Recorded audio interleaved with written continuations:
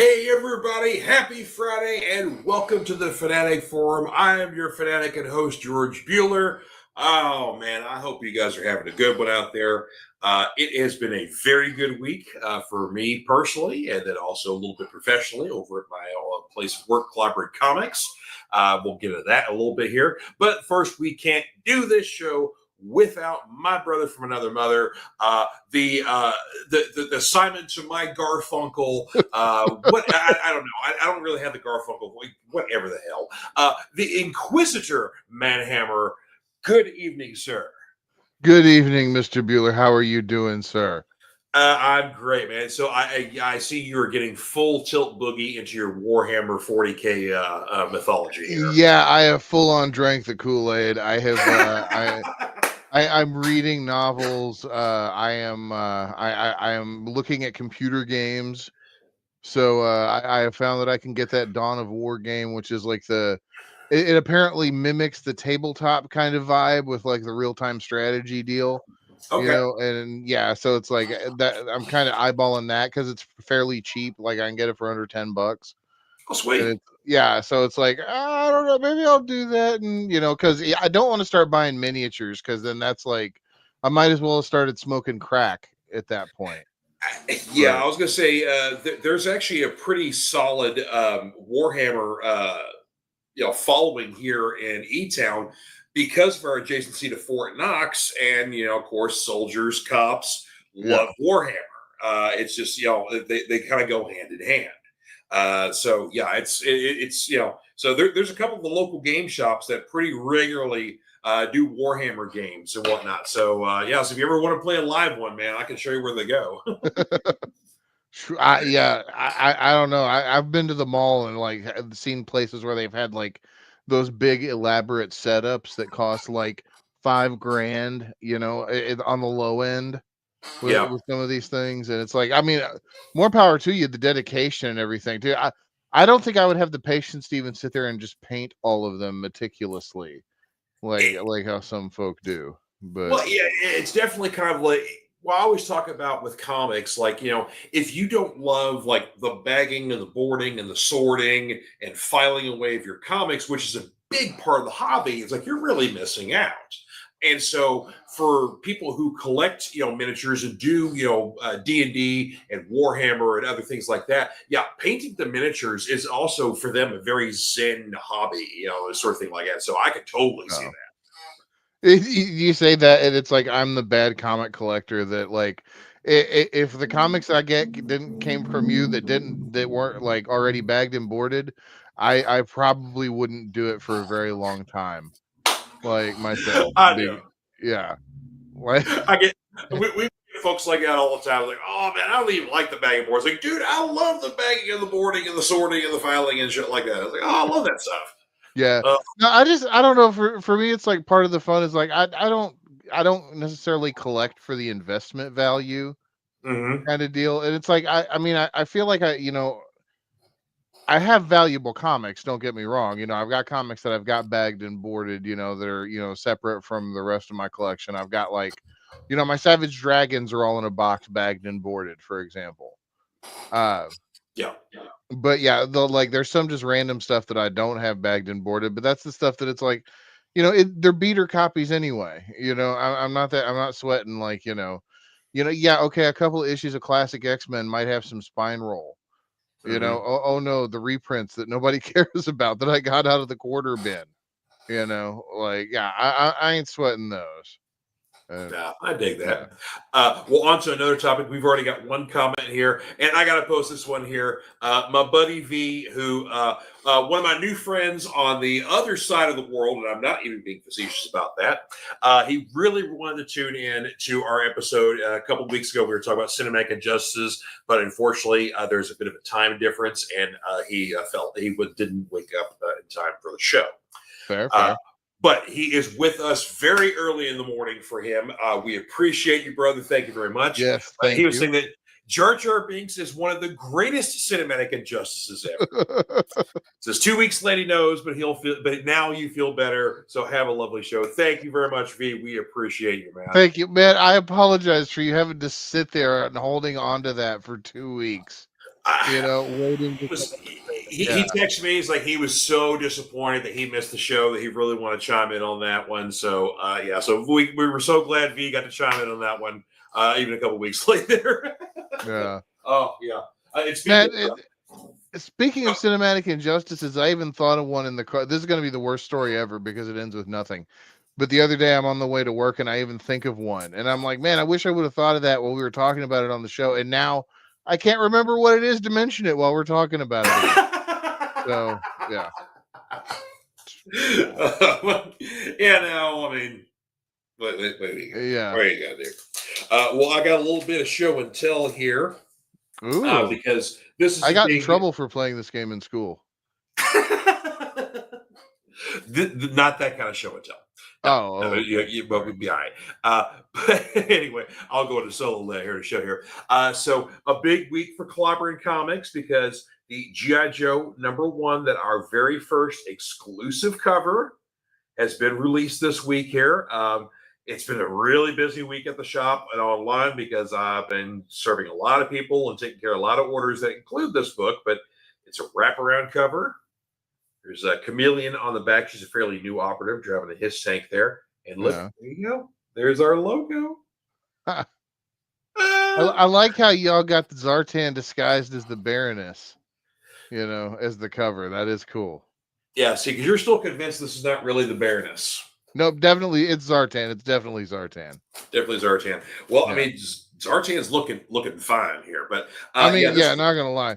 What here's what's actually going to be the big swerve is that Zartan's actually Springer in Void Rivals. Yeah. Oh, that'd be good. But yet the cover here is drawn here by the great Dan Panosian. My God, this man killed it out of the park. He just knocked it out of the park here, killed it. A lot of our online customers have been like, seen a lot of new people come through just to get this book because they say like this is one of their favorite covers. Because Dan's been a very popular artist recently. His art has taken a whole new level over the last few years. So it's like hats off to him.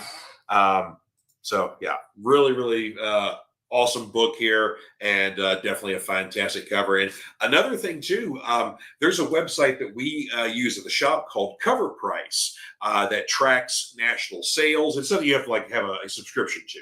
But it tracks national sales. It's what we use for pricing books and finding out the price of things when people want to sell us stuff, yada, yada, yada. And this book is in their top 15. Nice. Yeah. So it's like, congratulations. Thanks, man. We are on the national spotlight with this book here, and it's really exciting. Yeah. So that is cool. And see, that actually answers another question too, because I know that the Overstreet price guide is still a thing, right? Oh yeah. Okay, yeah, every year. But then I know before the internet, there was the Wizard price guide that a lot of shops used, right? And basically there was either one you use the Wizard guides or there was a shop version of the Overstreet price guide, and then basically after the internet came about, you can actually get updates. You can print them out and get updates. So have this giant binder for basically looking up your Overstreet stuff.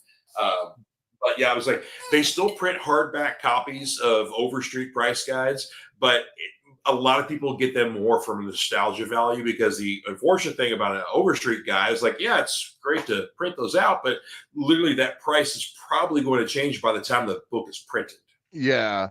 And I can imagine the Overstreet guide's probably a lot more accurate for more golden and silver age stuff, as opposed to modern stuff. It would be impossible to track.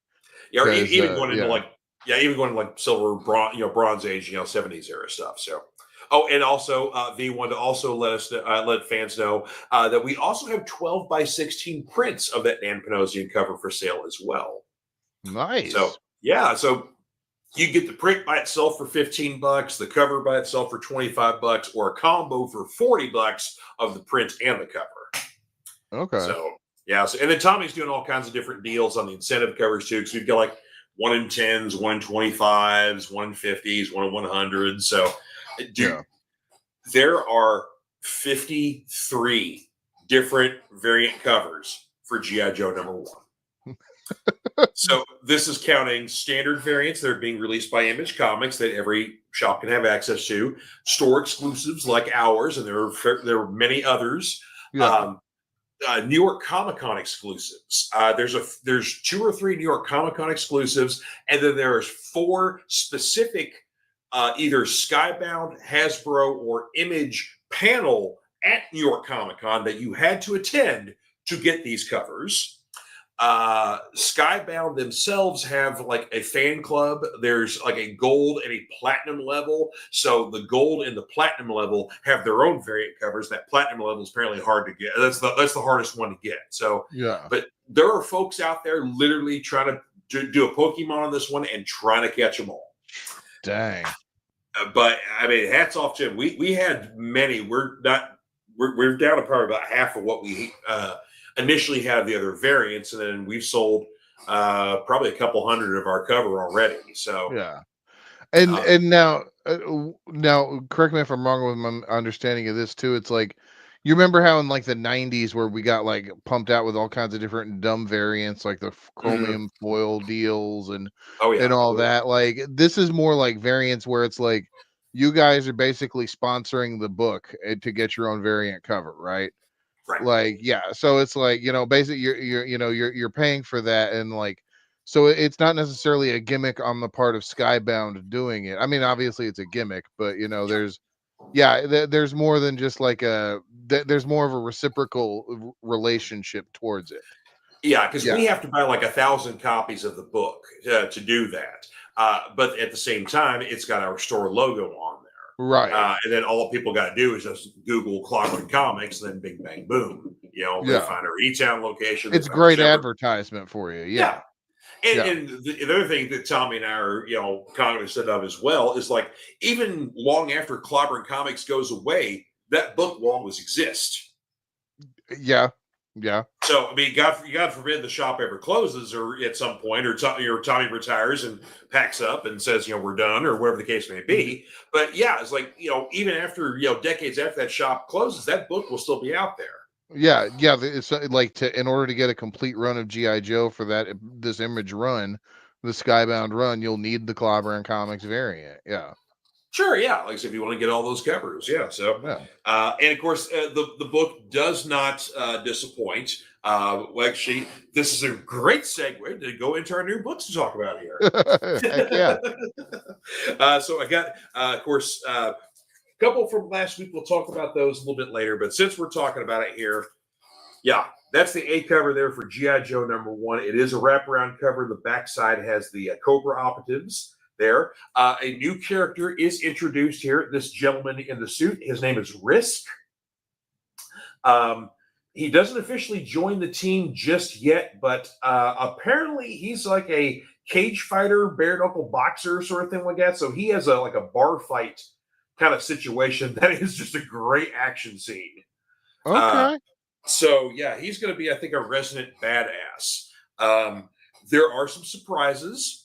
And like I said, this is, the Energon Universe is not pulling any punches. We've seen evidence of this from the Void Rivals. Even the first issue of Transformers, we're losing like key beloved characters, whether they be Autobots or Decepticons. They murdered Bumblebee in the first issue of Transformers. And unfortunately, not to spoil too much, but G.I. Joe #1 is no different. Oh man, they kill Bumblebee again?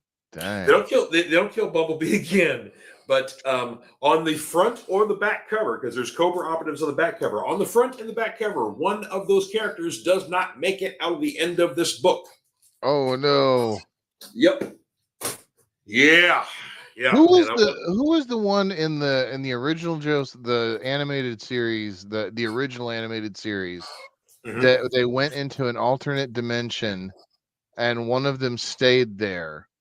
It was Short Fuse, and then initially it was more about him, but there was like Grunt and Clutch and somebody else. Basically, was it Grand Slam? Maybe basically it was like Short Fuse is the main guy because when they go over there, he gets bitten by a bug that makes him sick and kind of like, delirious. And then like Baroness finds him. Apparently, like he and Baroness were hooking up in this alternate universe, and G.I. Joe is dead. And so he decides to stay there and try to kind of reform, a resistance with Baroness, and then basically like Clutch, Grunt, and Grand Slam stick with him. So basically, it was like 4 of like the original class moving off the show and going to somewhere else. Okay, yeah, because I remember after that, like they were gone in the show. Mm-hmm. Like, yeah, that was it. That was it. Yeah. Which always, I'm sorry to get off on this weird tangent, and I don't even really know how we do it, but yeah, can you just imagine like you go into work one day and like never mentioning your coworker that just happened to screw off to another dimension? Like what happened to him, and like you don't ever just be like you're at work and you're like, you look at Tommy and be like, you know what, Tommy, it's really weird that Jimmy had went off to Dimension R. I know, yeah. Yeah. No one ever mentions it. Yeah. Yeah. I know. But that was the thing about those cartoons. Like, it was basically, it was a well-written show for the most part, but it was basically just a advertisement for the comics, for the toys, and whatever else. And so it was basically out with the old, in with the new. And so that's kind of what they did with that one. And of course, we saw the exact same thing with G.I. Joe, the movie. And then basically after that, the next season of G.I. Joe is like a completely different theme song. Yeah. You've got almost a completely different cast and everything. Well, doesn't that one actually count as a different show? Because there was G.I. Joe, A Real American Hero. And then there's just G.I. Joe. Yeah. Yeah. And it kind of does. Because I take it back. I correct myself. That's actually the 3rd season of the show. The 2nd season of the show kind of flip flops. It introduces a lot of new characters, and then like they would have like a couple episodes that would have like Duke and Scarlet and some of the old guys in there too. But then you get to the 3rd season of G.I. Joe, and that's where it's just G.I. Joe, No Real American Hero, the new theme song, and basically an entirely new cast. And then Joes and Cobras are teaming together to take down drugs. Yes. And basically all the hardcore Joe fans, for the most part, hate the 3rd season. It's basically the first 2, all the the 5-part mini movies, and then the movie itself, and then basically after the 2nd season, we kind of stopped from there. Yeah. God. Oh man. I know, but yeah, I love getting off our tangents there. That's always fun. I know, yeah. It's like I'm not. Yeah, the only thing I remember about how we started was that we were talking about the first issue of G.I. Joe. We're talking G.I. Joe, like, well, yeah. Let's talk. Episodes of the cartoon here. Yeah, I know. Yeah. And you're lucky because Tubi has got all 3 seasons of G.I. Joe on there for free, and so I've been hopping around on the first 2 seasons. So I recently actually watched that episode. Because I haven't seen that one in a long time. So, yeah, I watched that one. Like, it's been a few months ago. But, yeah, I actually recently watched that episode. So, Oh, okay. I'm going to have to check that out then. Yeah, because, especially on Tubi. Dude, I'm telling you, I talk about it all the time. Tubi needs to sponsor this podcast as much as I love this the streaming service. It was just like, they have, like, G.I. Joe, Thundercats, Mask, Transformers, all these 80s cartoons and a lot of 90s cartoons we loved, but the movies. The movies are, they've got a killer movie selection. And you got to watch ads.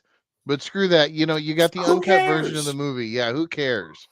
And the thing I love, I think Pluto kind of got a cue from this. Like, Tubi is much better about when their cuts come into the movie, because they'll make the cut, they kind of give you the warm up, or you're about to see an ad here. Yeah. And they stop the scene and you see an ad. But then when they come back, the last couple of seconds before the scene changes, they replay it. Oh, yeah. You're right. So love that. Yeah. I've been watching a lot of like exploitation stuff from like 70s and 80s on Tubi. So there was... I did like his twofer of kung fu movies done in the late 70s that involved real kung fu people. Because you had a movie called Force 5, which was basically 5 people. Technically, there were 6 people on the team, but we're not going to get into that. But they called themselves Force 5, and it was all these national champions in karate and taekwondo and all these different forms of martial arts. So all these people, like all the stars of the movie, were legit people. Yeah. And it's like, hey, they can all really do the kung fu. Let's put a movie. Can they act? You know, they can all really do kung fu. Yeah. I think I might have seen this movie under a different title. It sounds very familiar. Yes, Yeah. but it's like somebody gets kidnapped. They got to go to an island where a bad guy has the fortress, and they got to go fight the bad guys and all that kind of stuff. And then there's also literally like a year later, there's an answer movie to this called Force 4, which is for African American national champions of all like different forms of martial arts. And of course, it's a very blaxploitation kind of movie, but like the main dude has like a lot of like philosophy and stuff he spouts in the movie. Is kind of comes off like a Wish level cult leader kind of thing. But Force 4 is actually a little more entertaining than Force 5, just because the characters are a little more nuanced in the movie. Okay. Yeah, but so just great stuff there. Oh, and of course, I hadn't seen it in a few years, but I had to watch Rolling Thunder, and they have that on there. So, yeah, I can't blame you on that one. I mean, when you want to see a great revenge dramatic with William Devane getting his hand chopped off, and then the finale of the movie is in a Mexican whorehouse. It's William Devane and Tommy Lee Jones versus a whole bunch of bad guys, led by Dukes of Hazzard's own James Best. Roscoe P. Coltrane is the bad guy in this movie, and he's actually good. Roscoe? Yeah, he plays a really sinister bad guy. And we're talking wrestling here later on, and Dave Madden says Lucha Libre is his wrestling. Thank you, Dave. Yes. Oh, I enjoy me some Lucha Libre myself. What I really would love, and I want to I wish they'd be a thing, are those like you know how El Santo would make those movies where it was just like him solving crimes. Oh, or yeah. like and it was fighting Satan, or fighting whatever, Satan, or like or then there'd be like the beach romance comedy. That he was in, but it was just always just him in the mask, and no one ever questioned him being in the mask or anything. It was just part of the gimmick. He's El Santo, of course. Right, yeah.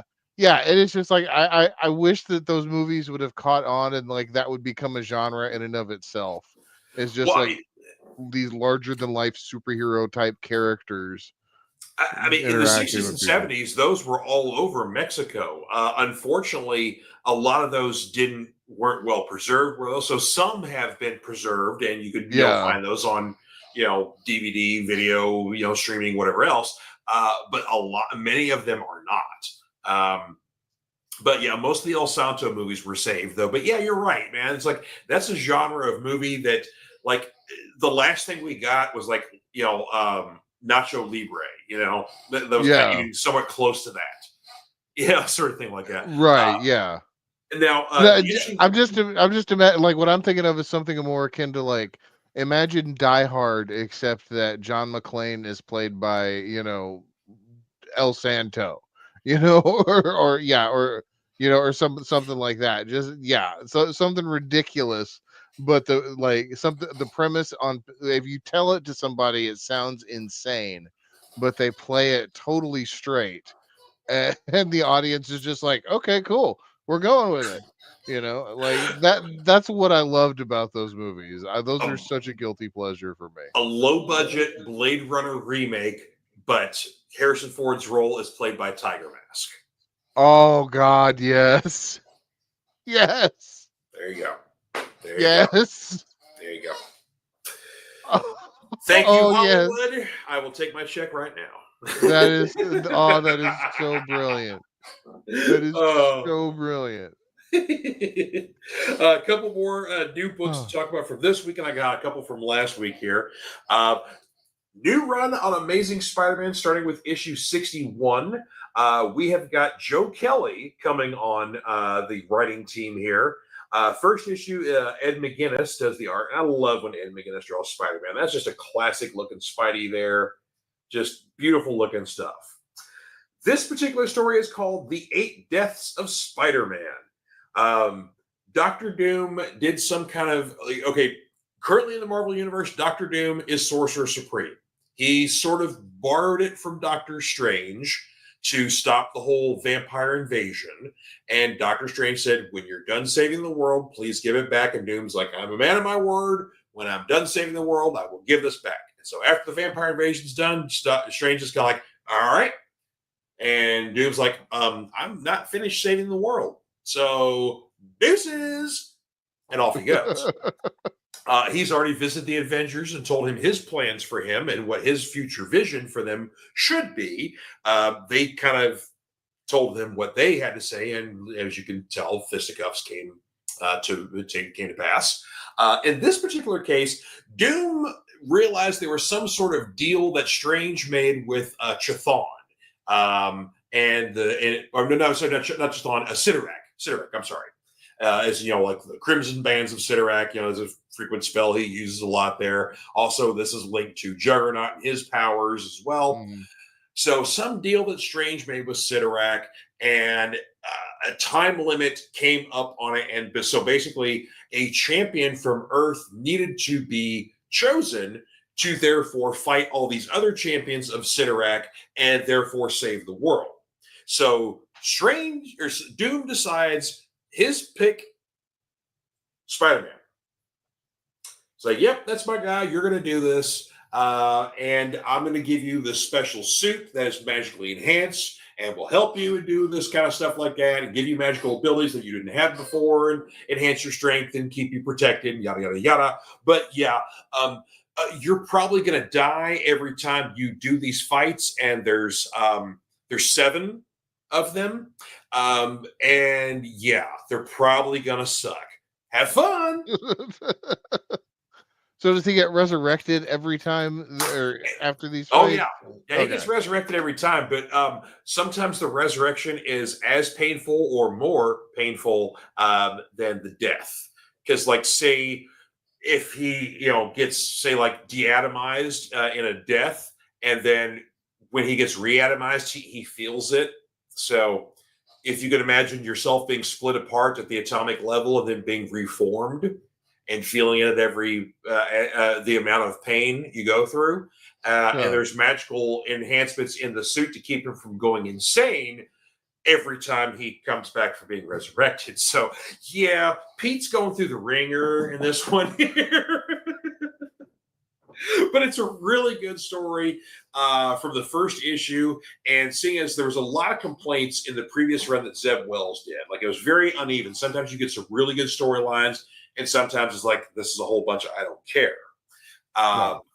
John Romita Jr. doing covers and interior art didn't help, because as much as John Romita Jr. is a legend, much like Frank Miller, he is also plagued with severe arthritis, and it is taking away from his talent and his ability, and unfortunately it shows, especially when he's doing a monthly book.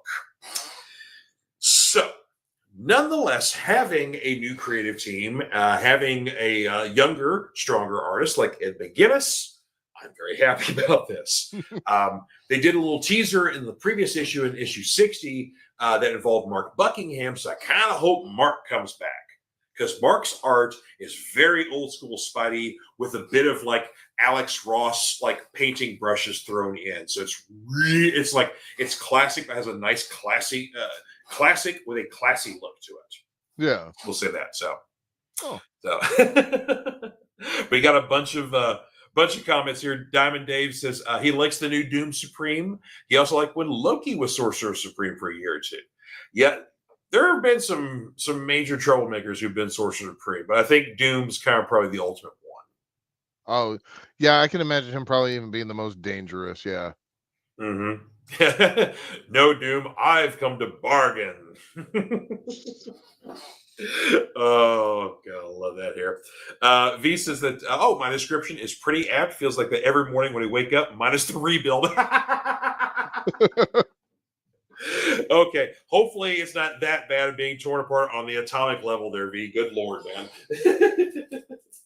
All right, one indie I definitely got to talk about, because folks have been sleeping on this one, I think, and it's starting to really, really pick up here. But from Distillery Comics, this is Life. This is issue number 3. Now, I've talked about this series from the first issue here. That's the one based off the board game, right? No, it is not. The cereal. No, not at all. What it's actually the magazine. The magazine. Oh dear God, would you shut the hell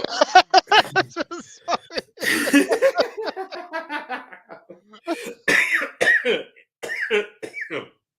Anyway, the premise of this one is master criminal who's been in a prison. This takes place in the future, and kind of sci-fi sort of feel to it. The little space gun there kind of cues you off there. Anyway, gets out of prison, gets picked up by his hot girlfriend, and says, "Hey, we got a big job here for you to do. When was the last time you ever tried to steal a planet?"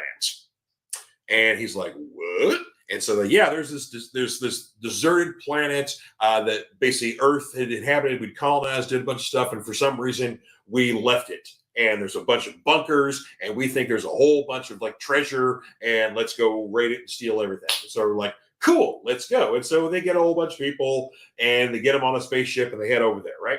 So the thing with life is this is a flip book. There's half the story, and then you literally got to flip it over, and there's a different cover with a different side of the story. Almost kind of like a Rashomon. You get kind of 2 different points of view on the same story. Oh, yeah. I remember you talked about this book a couple of weeks ago. Yeah. Mm-hmm. Yeah. So on the other side of the story, you have some prisoners who are taking basically life sentences, and some of them have multiple life sentences they're serving. This new experimental company takes over the prisons and says, well, we got this drug that's basically going to extend the life of these prisoners and actually make them serve the entirety of their life sentences. So say if somebody is racked up with 30 life sentences, they're going to live to be over 3,000 years old by the time they die. And they don't get to die until, even if they get hurt, wounded, sick, whatever else, that's fine. You're not going to die. You're not going to die until your time is literally up. So these are people who basically live almost kind of a barbaric sort of thing because they are sent to a planet to be prisoners and live their lives on said planet. Well, guess which planet that is? The one our criminals show up to. So as soon as those guys get there, all kinds of shenanigans and violence and stuff abound. In the third issue, though, kind of some stuff starts to unfold in the story to the point this is starting to get to be a bigger book than we actually thought. There's one of the criminals who's basically part of the heist gang actually has a bit of an ulterior motive and is not interested in stealing anything, is actually more interested in interesting content for their social media streams. And what's more interesting than putting a whole bunch of people on a ship thinking they're going to do a heist and not expecting other people that are all a bunch of mass murders and crazy people to be where they're landing? Wouldn't that be interesting? So, third issue kind of opens up usually distillery books kind of run 3 issues. There's a few series that have been going 4. It's I think life is going to go a little bit further than this. So it maybe go it's definitely not going to be 4, maybe even 5 issues. I don't know. But it's written by the great Brian Azzarello. Of course, we know him from 100 Bullets and a lot of other great crime books. Folks have been sleeping on this one, and they really shouldn't. It is solid. And the gimmick of the 2 stories to kind of get the different point of views. So sometimes you kind of get hit with 2 different little stunners in a row. So it's definitely worth picking up. Yeah. Last 2 reviews here. These are from last week's stuff here. We're going to talk about since we're on the show or we're on the air. But from Marvel, issue 2 of Aliens versus Avengers. Of course, you get a copy of this one yourself, sir. Yay! Thank you. You're very welcome. I am really surprised that this book didn't fall under their new red band, mature audiences sort of thing. Despite the fact that you've got the Avengers in this movie in a futuristic, or in this book, I should say, in a futuristic setting, it pulls no punches. It is brutal on our heroes because we are dealing with aliens. We are also dealing with the Weyland-Yutani Corporation, who basically kind of seems like maybe Earth might be a good stomping grounds for breeding and sort of things like that. And maybe our time there is done. Yeah, it's just all kinds of stuff. So there's a lot working against our heroes here. And we lose some people in this book, in this particular issue. 2 issues in, and we're losing people. So yeah, it is not pulling any punches whatsoever. So yeah, it's such a good series. Yeah, I just love the gimmick idea of it in the first place. For some reason, I really love the idea of aliens in whatever scenario. Like Yeah. there was a really good Alien versus Judge Dredd combo or crossover a few years back that was really good. I was super disappointed that the Star Trek Aliens crossover didn't happen. You're right. Yeah. Yeah, it was supposed like it was supposed to like IDW was supposed to do it at one point, and I remember seeing like concept art for it. But yeah, because it was like supposed to be like the Next Generation crew fighting aliens, and then there was supposed to be like some kind of course, like flashback encounter with the original Enterprise with Kirk and his crew, interacting with them. Because you can't have one Star Trek story that doesn't reference every other ship that was ever important, Absolutely. Yeah, and the whole lore. That's we could have a whole show about my problems with Star Trek lore sometime, but yeah, I digress, as Taz would say. Sorry. Aliens, yeah, that was where we were. Then I started going off on a tangent about Star Trek. And speaking of other aliens crossovers, though, of course they've done like a bunch of like Aliens versus Predator, but they even went so far as to do Aliens versus Predator versus Terminator. Yeah, that I forgot about that one, but you're right. Yeah, that was a Dark Horse one. Yeah. Yes, it was. That was all badass. Yeah, there was a period of time. Some of those Dark Horse crossovers were really cool. Like that was when you got the RoboCop versus Terminator one. That was super good and underrated, and should be like people should be a lot more aware of that one. Absolutely. And most people remember the video game, but it was nothing compared to the actual comic story. But RoboCop Terminator, that was awesome. Very, very good. And I know there was a second Judge Dredd Aliens crossover. Didn't they actually do like a Aliens, Predator, Terminator, Dredd crossover? Didn't they with all 4 of them at one point? Or you imagine they might have, and I'm just not aware of it. Yeah, like I said, I know they definitely did the Dread Aliens, but I could have swore they did a second one. They had like because at one point they might, they totally might have, because I know it's actually canon as far as Judge Dredd's concerned because it ran in 2000 AD as part of the monthly magazine. Yeah. So yeah, there's a really good Aliens Green Lantern crossover too. Yes, there is. I forgot about that one, but yeah. Yeah, even the Alien Superman's pretty good as well. That was a 3-volume set. So yeah, there's been some Aliens has crossed over quite a lot with different properties that people kind of forget about. So yeah, there's some good stuff. Yeah, now, I do remember there was Aliens versus Predator versus Superman, and Alien versus Predator versus Batman. Well, you had Batman versus Predator. And then you had Superman versus Alien, and then you had Superman and Batman versus Alien and Predator. So, okay. Yeah, it was basically like a 4-way crossover because basically Batman had experience with the Predators and Superman had experience with the Aliens, but neither one had experience with the other one. So, okay.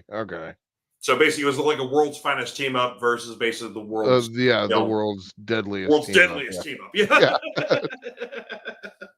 Our last new book to talk about here, another week from release from last week here, the third of the Absolute titles here. This is Absolute Superman.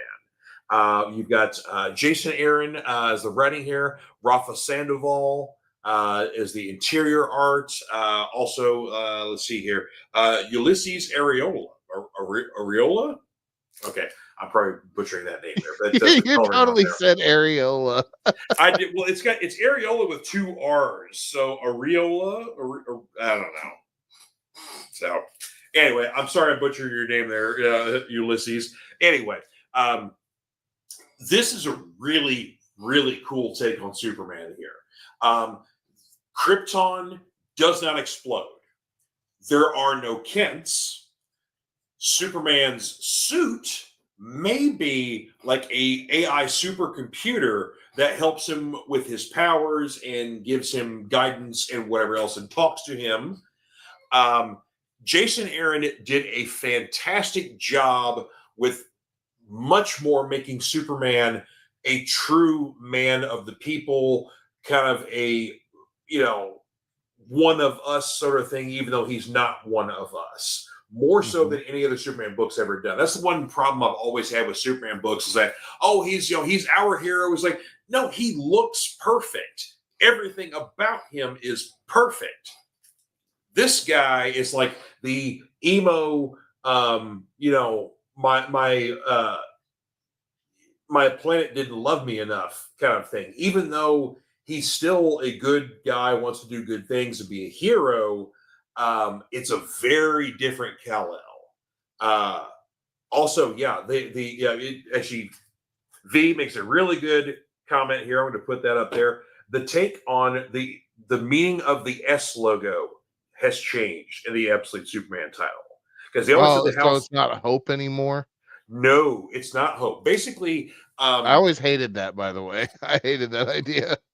The interesting thing about this is that Krypton has a caste system. So there's like an elite level that's like the science, the science league and the ruling class and whatever else. And then basically there's the servant class, the miners, the lower class. That's who our boy is. Okay. That S isn't for Superman. That S is for servant. Okay. Yeah. So, like I said, I don't want to give too terribly much more away than I already have. But the take on this Superman book is really interesting. The changes to the mythology, I think, are even more greater and interesting than that we've seen in Batman and Wonder Woman. Like we've seen like a few heel turns on characters or face turns on characters that were heels, sort of thing like that. Or Wonder Woman grew up in hell instead of Themyscira, but she's still a nice lady. It's like the changes on Superman, I think, are far greater than the other three, and it's made him a far more interesting character, I think. So I'm very interested to see where the rest of the series is going to go. So that does sound interesting too. I'm gonna have to check out these Absolute books. They're not bad. Batman's already in issue 2, and it's so far so good on that one. Wonder Woman's going to be the next one with the second issue. Then of course Superman. There are more coming. I think going to be next year. They've announced an Absolute Flash that Jeff Lemire is going to be writing. A Absolute Green Lantern that Al Ewing is going to be writing.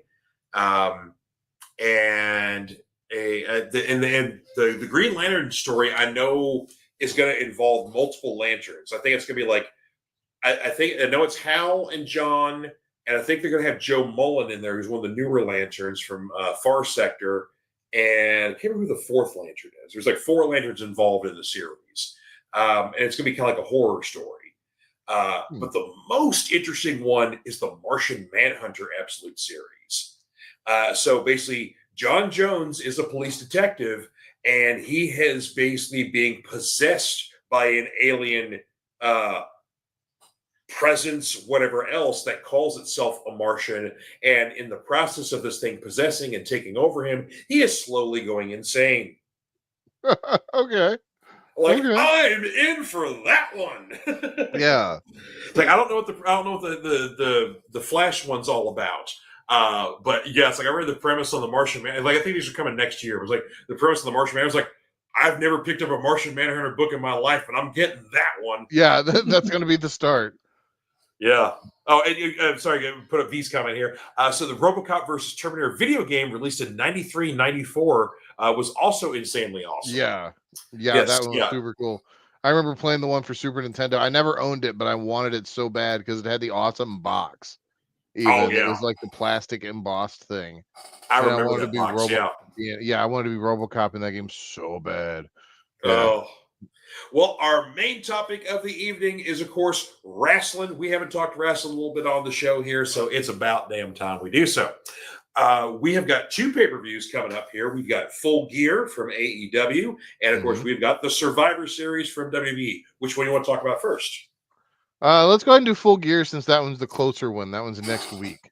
That's easy enough. So that's coming up on November 23rd. Of course, now for the remainder of the year, both WWE and AEW pay-per-views are going to be held on Saturday nights. So, hey, we get to stay up late, watch the show, because we're going to need it for an AEW show. Like, those things kind of end like midnight and after. Yeah, they go long. We usually do get-togethers here at ManHammer Manor. And Yes, we do. Some nights, once it gets to be about 10:30, 11, the boys are all like, well, we're ready to go to sleep now. Oh, man, how many more matches we got? Once we start counting down the matches, you know that it's like this show's running a little long.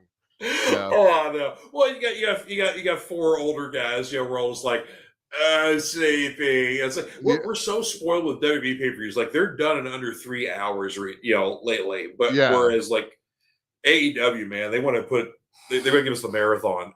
Yeah, we got excited when that one pay-per-view started at 5, and it was like, oh man, if it starts at 5, then that means that we could be done by 9.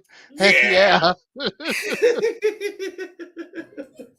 Oh, love it. I'm just. Nope. Hang on. All right, I'm opening up things I shouldn't be opening and touching things here. All right, here we go. All right, they have, of course, we don't have a full card just yet, even though the pay-per-view is next week. We don't have a complete card just yet. But what we know so far are world title match, Jon Moxley versus Orange Cassidy.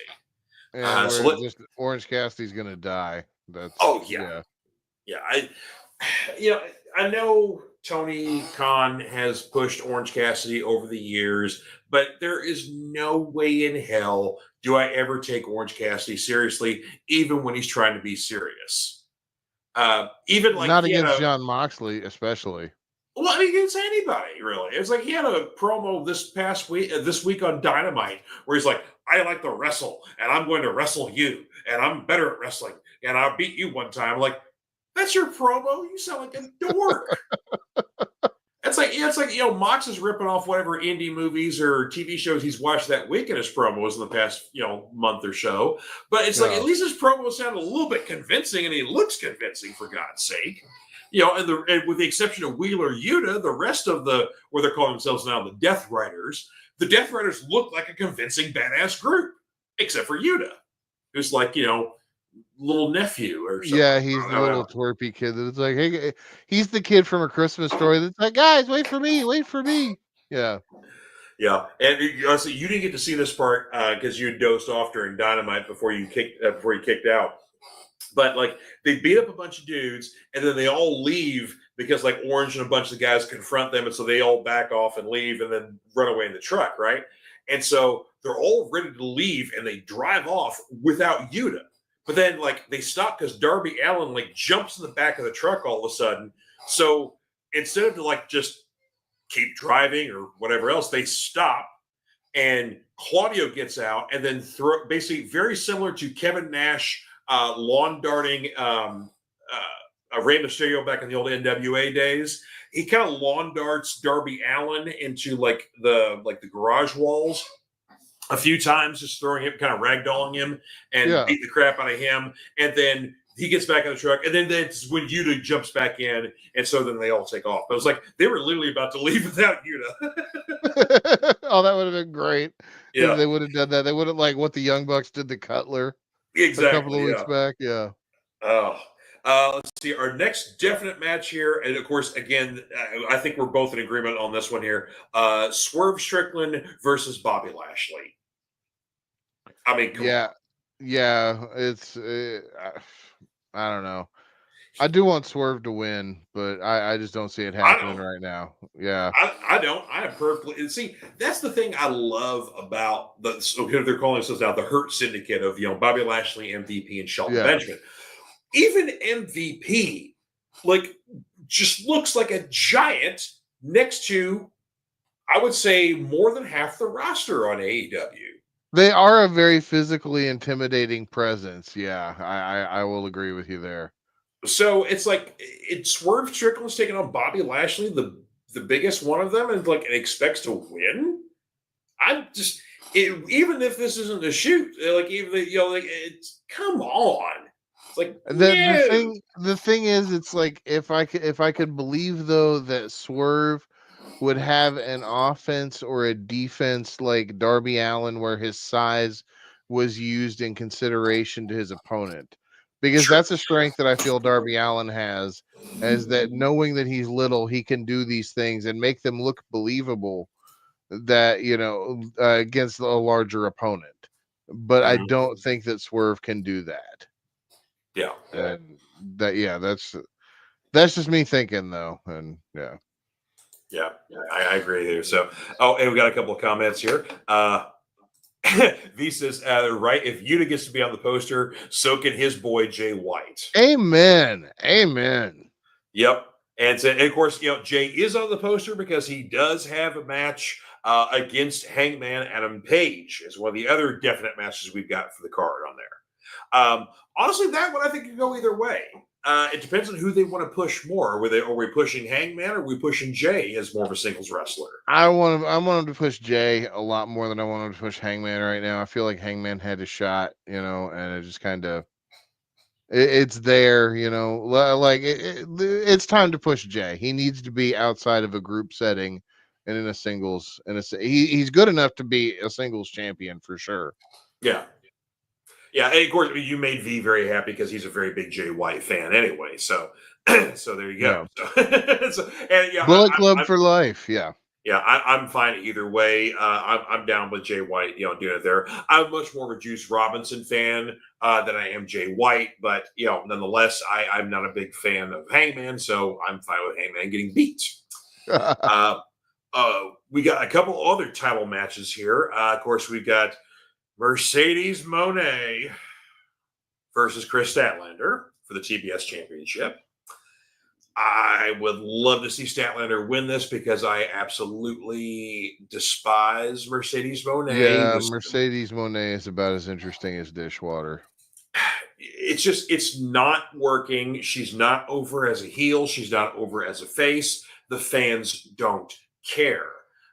When you have to put in a fan chant into your theme music to make it sound like the fans are chanting, it ain't working, dear. Sorry. Yeah. No.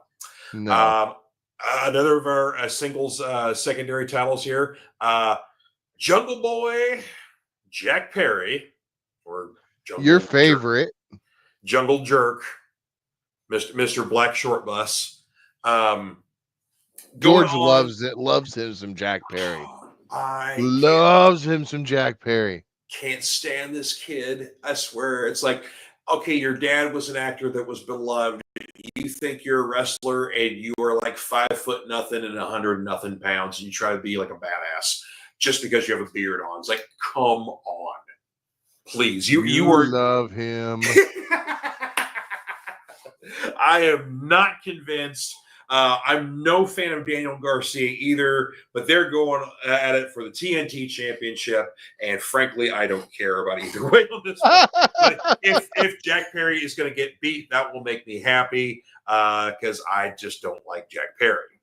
See, I would want Jack Perry to win that one, and I'm a Jack Perry fan. I like Jack Perry. But, I mean, if he would get some weight on him or like hit the gym a little bit more, but it's like he's just like a skinny, tiny little thing. I'm like, I am tired of skinny, tiny little dudes in wrestling. I want my big, giant beef heads. And like, come on. It's like, just stop. You're sounding like our friend Steve there. Well, I don't care if it sounds homoerotic. It's like when I outweigh and am taller than the wrestlers, they are not convincing to me. I need someone who I can look going, you're a badass. You can take me, no problem. It's like it's convincing to me. Or even if somebody's shorter than me, like Bill Dundee back in the 80s, like he's a foot shorter than me, but it's like he can probably take me. But it's like these little boys, it just ain't working. No. I'm tired of children wrestlers. I need some men in wrestling, for God's sakes. All right. That's my take on it. So there you go. No hate, no hate from me on that one. You, yeah, All yeah. right, yeah. I need some beefcakes on here. Come on, man. Let's see. We've got a potential 4-way for the tag titles here. So we already know the champions, Private Party, are defending against the Outrunners, and also thanks to this week's Dynamite, the House of Black. Or at least the Kings of the Black Throne, Malachi Black, whatever, and Brody Lee. So the fourth team is still yet to be announced. I guess I would say Collision, I guess, is when they're going to be, I would guess. But when, no, hell, I don't know. It's like, when is this fourth team going to be announced? Yeah, it would have to be Wednesday. Well, no. Or Saturday or Wednesday, either one. So I don't know. Anyway, and then the more interesting turn of events here. Of course, we've got the storyline going between Adam Cole and MJF, and the stipulation that MJF put for Adam Cole and for Roderick Strong is like, you guys have to win 3 matches each before you guys can face me. And Roddy, he won 3 matches. Adam Cole, on the other hand, who I got to give Adam Cole a shout out because I know a lot of wrestlers love doing cosplay and they like dressing up like superhero characters or anime characters and whatever else. But Adam Cole's really reaching down deep in the indie comics bag and showing us his love for Sin City and doing the best That Yellow Bastard cosplay I've ever seen since the movie. Oh, yeah. I did see that. Yeah. Yeah.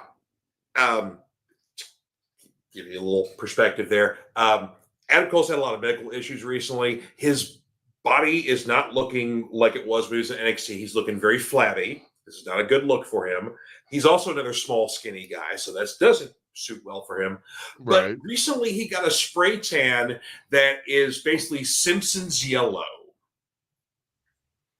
And it stands out like a turd punch bowl when every time he's on television. I'm like, it is as good of a guy on the mic he is, or a performer.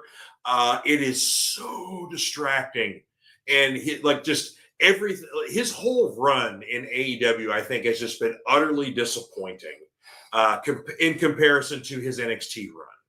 Yeah. So how this is all going to work out, that now he doesn't get his grudge match against MJF, but Roderick Strong does. I'm sure there will be some shenanigans in there, but yeah, I'm just like, wow. Right. Oh, how the mighty have fallen on that one there. Oh, God. A couple more comments here before we get into Survivor Series here. There we go. V's coming in here saying, fist bump to you, Seth, for supporting Jay White. So there you go. Yep. New Japan champion, Jay White. So there you are. So, and they didn't give Mercedes her own locker room for her to lose against Chris Statlander. He's right. She's also got her own personal writer as well. Like, this lady is Jennifer Pepperday, I think is what her name is, or something like that. She used to write for WWE. She used to work a lot with Mercedes, formerly Sasha Banks, in WWE. So basically, when Mercedes left, she decided to take Jennifer with her. So Jennifer works on the creative team, but also has a special project when it comes to Mercedes. So I guess it's double duty for her on Wednesdays, because she has to basically babysit Mercedes so she can memorize her fake ass promos before she goes out and bores the crowd with her wrestling. Which I'm always amazed to read on Reddit afterwards, to read about how great her matches were and about how great she always made her opponent look. And I'm like, are we watching the same stuff? She's awful.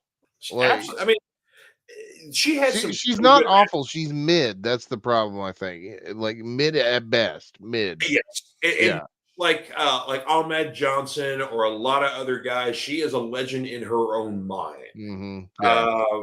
She had some good matches in NXT and a couple of good matches in the main roster, but that was because she was working with the likes of Bayley, Becky Lynch, Charlotte Flair.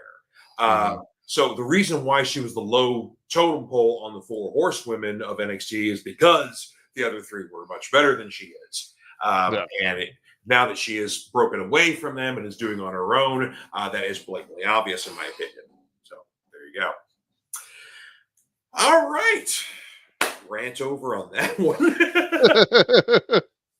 See, you guys last night on the Smokes and Road Beers podcast, I tell you what, folks, you got to check out last night's episode of Smokes and Road Beers because you guys were on fire. You started talking politics, you started getting into some wrestling stuff, and then going off on a few tangents here and there.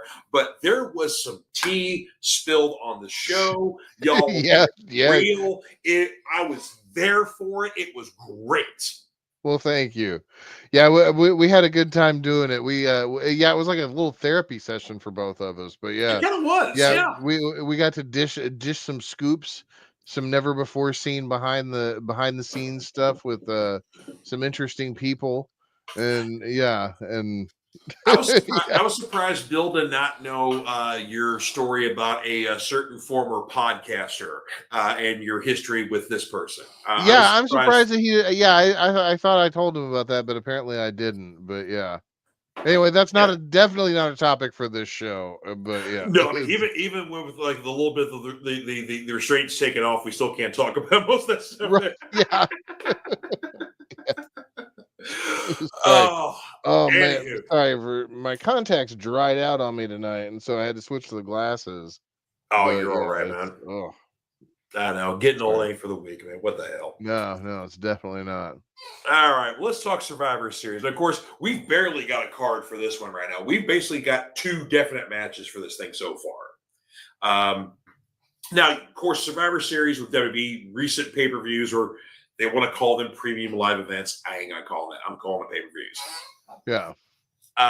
But they usually keep the cards kind of low. We're talking maybe 5 matches, maybe 4. I don't know. The one thing we've definitely got is our Bloodline War Games match here, which initially was going to be kind of a civil war, so to speak, because you got Sokoa's new. He's the new tribal chief. He's got his new guys with basically the Guerrillas of Destiny and Jacob Fatu. But now apparently they are going to involve this mystery 5th man. And so now that has forced Roman Reigns' team to get their own mystery 5th man. So now they start the recruiting process. Because initially you had Roman Reigns, the reunited Usos, and now, interestingly enough, Sami Zayn has got back and made up or whatever else. So now their Roman and Sami and their crew are shopping around for their 5th man. First person they come to, we saw on Raw this week, was Seth Rollins, who didn't seem too receptive to the idea. So that I'm kind of hoping it's going to be Kevin Owens, but. Yeah. And that's the kind of dangling participle thing there, is because you had a bit of an Orton's-Owens match at Crown Jewel that kind of just turned into a big schmoz and whatever else. But the story isn't quite over there. And of course, we have zero resolution with whatever was with him and Cody and why he jumped Cody. So there's kind of that, is he going to have a match with Cody? Is there going to be a 3-way with him, Cody, and Orton? Or... will they go completely different and involve Owen somehow in the match? Yeah. So it is because I'm thinking you save Cody, Orton, and Owens for a WrestleMania kind of build. Okay. That's kind of what I'm seeing there, and but you still give Kevin Owens something to do, or maybe the Rumble or something like that. Or the Rumble Bowl. Yeah. Yeah. Our other definite match we've got here is Gunther defending his World Heavyweight Championship against Damian Priest. So should be a decent match. Got a couple of big guys going at it. Of course, I'm a Gunther guy, so I want to see Gunther go away with the belt once again and just turn. I do love me some Punishment Martinez though. So. I no hate against Damian Priest, Punishment Martinez, but I do kind of want to see Gunther turn his chest into hamburger. So there we go. Basically, like I said, those are only 2 matches: the Bloodline War Games and then Gunther versus Priest. Like I said, there's possibility of something going on with Orton's, Cody, and Owens. Even though Rhea Ripley is currently out with a broken orbital socket, Is she going to do a match against Liv Morgan? Basically, have another match against them. Kind of basically, I guess the rubber match, so to speak, between the two of them. There's a possibility there. Will we see Braun Breaker defend the Intercontinental Championship? I think that we're going to definitely see Braun Breaker involved in Survivor Series somehow. Mm-hmm. Especially with as a title defense, because Survivor Series always felt like the Intercontinental pay-per-view. Yeah.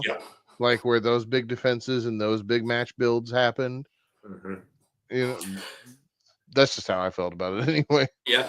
That or, possibly because, of course, now that Triple H announced this new women's U.S. title that is now going to be up for grabs, possibly will we see some sort of match that basically you get two people that he's chosen or, 3 people or 4 people or whoever, to basically go for that title at Survivor Series, possibly.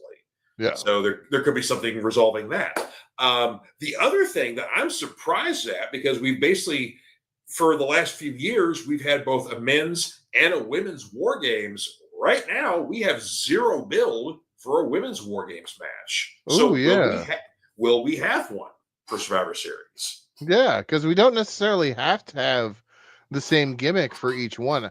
I mean, obviously, I do like the idea of the traditional Survivor Series match in the first place. I do So too. even like especially like maybe give the women the traditional match, and keep the War Games match. That's what I would do. Yeah, I'm down for that. Yeah, because I agree. It's like Cornette, as he likes to say, is putting a hat on a hat. When you basically you've got the men's rumble and the women's rumble. Okay, yeah, I'm fine with that because basically the idea is you're going for the world. You're basically getting a shot at the top championship at WrestleMania. Okay, yeah. I'm down with the men's and the women's, but like when they do like the Money in the Bank, okay, well, do they have to do? It's like if there's no storyline for the men's or there's no storyline for the women's, do they have to do both? Or like especially like you just said with War Games, like if there's no story for the women's, do we have to pigeonhole a women's War Games match there? Or like you said, could we do something like the traditional 4-on-4 Survivor Series elimination style match? That would be kind of fun because we haven't seen one of those in years in a Survivor Series. That was the whole gimmick, right? That wasn't the first Survivor Series pay-per-view. Like the whole card was those matches. Oh yeah.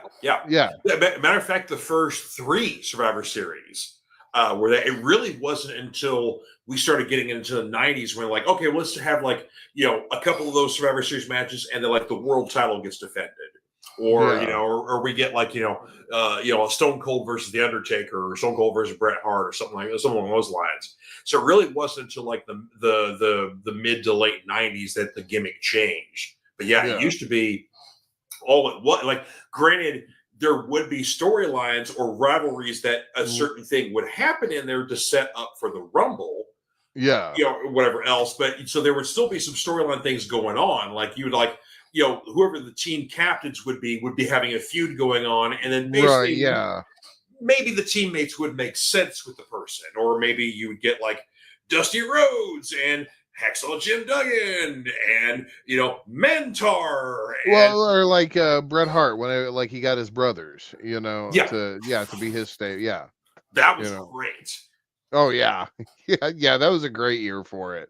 Yeah, and of course you had like the Hart family celebration, like the entire family was there, and all the kids, and and Stu and Helen are there, and all that kind of jazz. Yeah. Who did Jerry Lawler get? He got like the jobber team.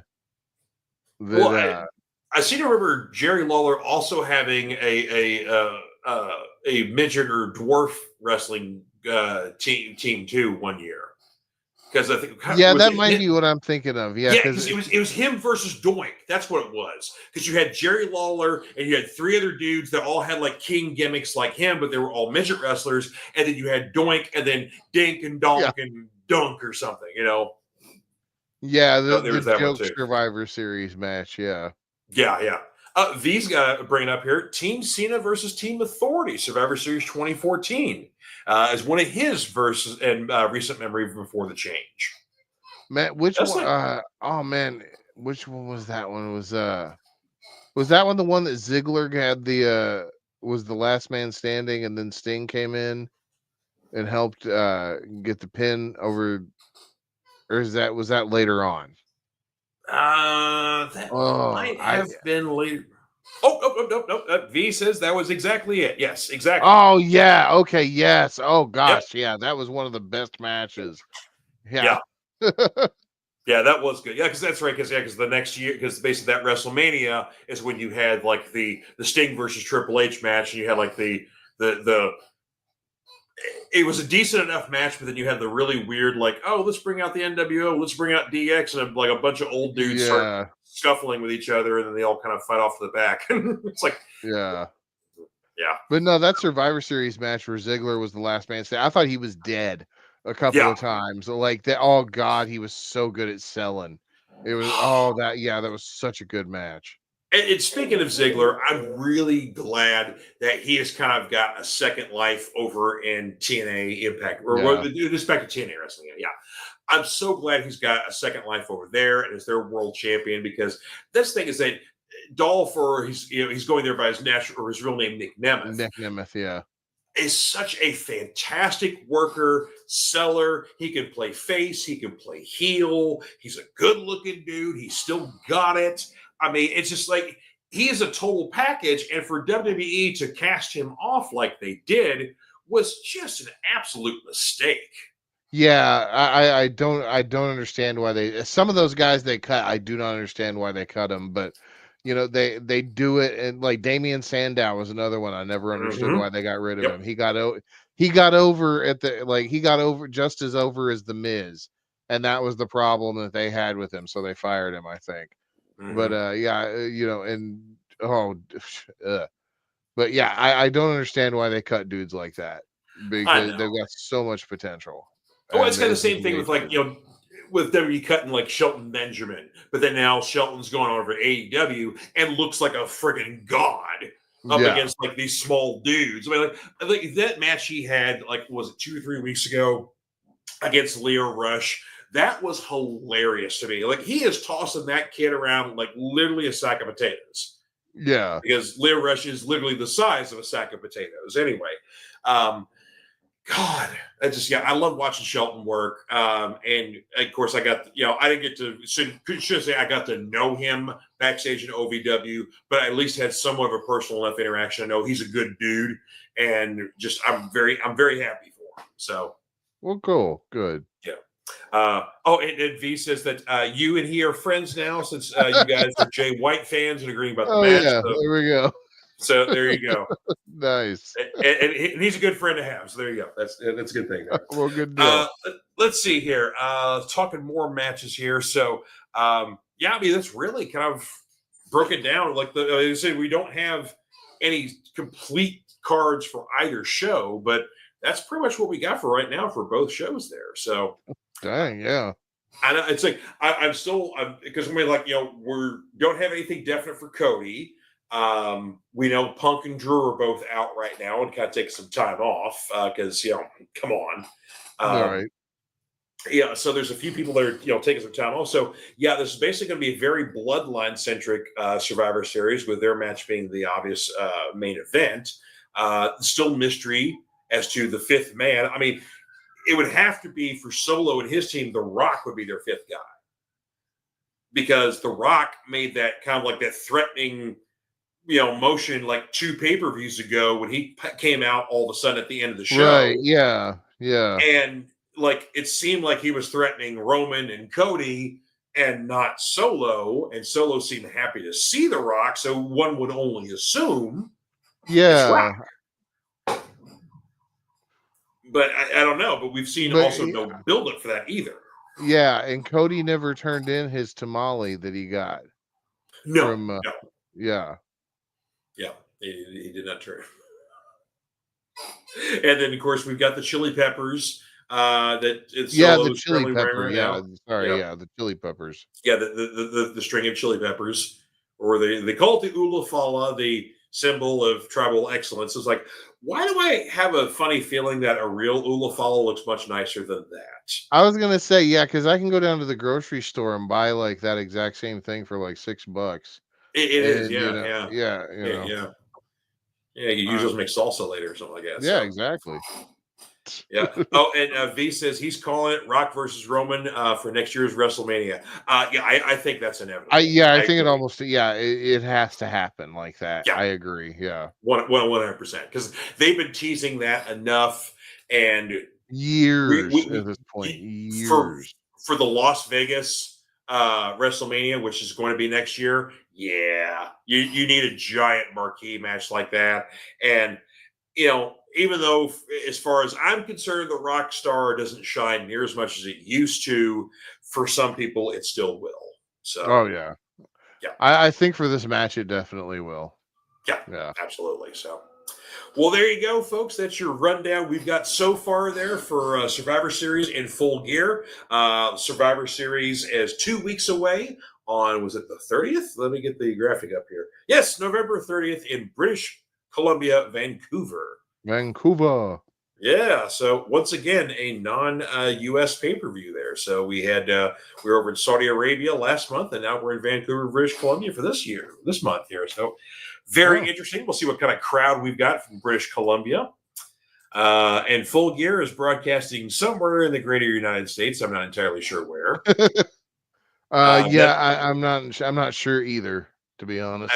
It probably doesn't matter really. It's like the only time I get excited when Full Gear is either in a Chicago or a New York crowd, because those or a foreign city, but the rest of the U.S. just seems kind of dead right now for AEW shows. I don't know why. I think it's because they repeat the same markets a lot. Probably, it may very well be. So, and of course, it's like, AEW does a fine job with putting on, competitive matches. Do they make you care with good storylines? Not so much. So I think that may be also a problem that AEW's got as well. So that is another conversation for another time.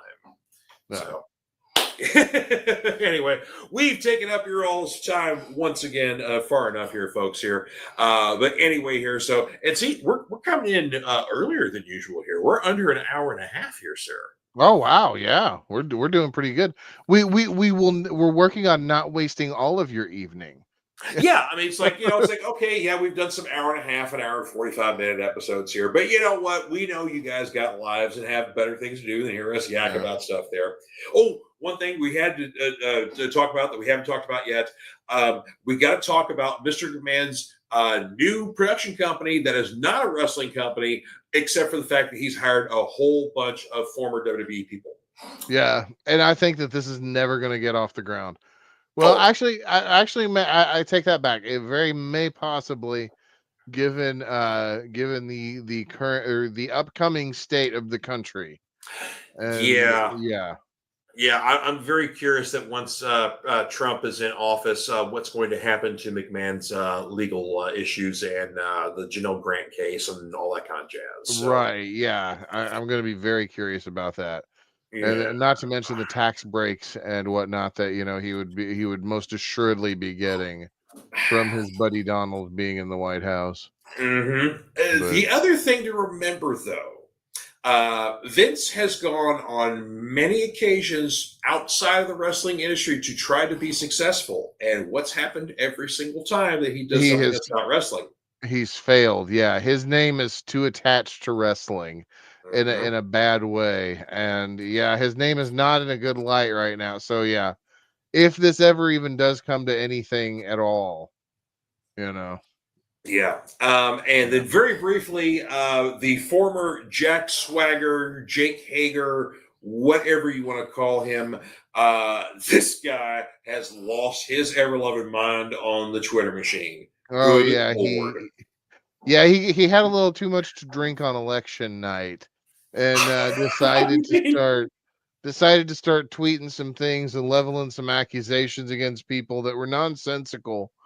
And it's not even mentioned in the context, just to not get too far in the weeds politically here. But he was his state of mind was not a coherent one, if you can read the tweets. There's no way he was sober. A lot of spelling errors, referring to the upcoming president as my Trump. So I'm like, does he have like a kind of a infatuation? Yeah, a weird possessive relationship with him. Like, I Is this kind of like that thing like on It's Always Sunny where Mac has that weird attraction fascination with Chase Utley, where it's like, does he want to have sex with him or murder him, or right, it's yeah, like, yeah, or like does he or like want to like wear his skin perhaps? It's like yeah, so it kind of had that sort of vibe to it. So yeah. And apparently his former boss Tony Khan is a communist. yeah. So there's that too, but. I mean, yeah, he does all. Because Tony Khan is a communist because he doesn't want Jake Hager to keep saying whatever his political views are. Right. Yeah, even though Jake Hager claimed that he had receipts to prove that Tony Khan was this communist and never provided anything. Mm-hmm. So yeah. And of course, my question is still like that. How does that make one a communist? I don't understand. But Well, what I want to know is, where do you get a receipt for someone having an opinion on something or saying like, I don't want you talking about this on social media or talk about this on TV or whatever else? Like, where's a receipt for that? yeah, It's like, and I can also totally see Tony Khan going, "Hey, Jake Hager, if this is the crap that you tweet, look at how you spell things and the way that you say things. Don't tweet when you're drinking." And yeah. Jake Hager, of course, taking that as to be, oh no, he's stifling me. No, he's But just trying to make sure you don't look like an idiot. yeah, But too late. So, but yeah, folks, don't drink and tweet, especially if you've got like probably like a high school education or less. for real. Yeah, it's like if you're also been like an athlete, maybe had some concussions, and just saying, it's like you don't have to put everything on social media. That's your opinion or whatever else. Right. You don't have to do all that. Just saying, but I don't know. Unfortunately, some people don't feel that way, and they want to put all their business online. And there you go. So, Yeah. To me, it is not a loss to the wrestling world if Jake Hager gets canceled and we never see him again. Yeah, he's already lost bookings, and yeah. I don't care. I was not a fan of him in WWE. I didn't care when he was in Lucha Underground. I don't care that he was in AEW. I don't care. Yeah, Jake Hager's a non-entity as far as you're concerned. I feel you. Yeah. Yeah, I mean, he's always was kind of like, he's a tall dude who's athletic and got a moot face and no personality. Yeah. Sign me up. Anywho, I think that's going to wrap us up for the evening here. As like I said, I had those last couple of topics I forgot we're going to talk about, but we got those. Oh yeah. Anywho, so again, thank you guys for tuning in here. Don't forget, like, share, follow us, spread the word, all that good jazz there. So we love to basically reach out to new audiences and have more people come into the fold there. And of course, you can't forget my brother from another mother over here, his own podcast, Smokes and Road Beers. 6:30 on Thursdays at 6:30 Eastern on Thursday nights on Facebook and Rumble. And the Rumble, Yep. Check them out. And of course, there is, they don't pull any punches on the Smokes and Road Beers podcast. They can say F words and all kinds of fun stuff like that. So not for the kids, but definitely if you want to get into some more grown up conversations on there, or some even more, in the news sort of topics here. We do cover a lot of news. Yeah. I mean, you guys do like geek stuff, but also sometimes that really relates to real life as well. So we're fantasy world over there. You guys get a little more real over there, but nonetheless, definitely check out Smokes and Road Beers. Yeah, so give them a thank you. Yes, please. And V says, all love. Take care, everybody. Love thank you, V. Brother. Yeah, and Jay White for AEW. Yes. You guys have yourselves a wonderful weekend and a great week here, and we will see you guys next time on the Smokes and Road Beers podcast. Y'all take Comic Books for Kids provides comic books to kids in hospitals and cancer centers across the U.S. It's a place where we can all work together to make sure every child has a comic book. 100% of all proceeds go towards the kids. It's about making a difference, and while they're in the hospital, allowing them to fly like a superhero, battle dragons, or rescue teddy bears. We are in every state in the country and now support over 160 hospitals. Every month, we add more. Visit cb4k.org.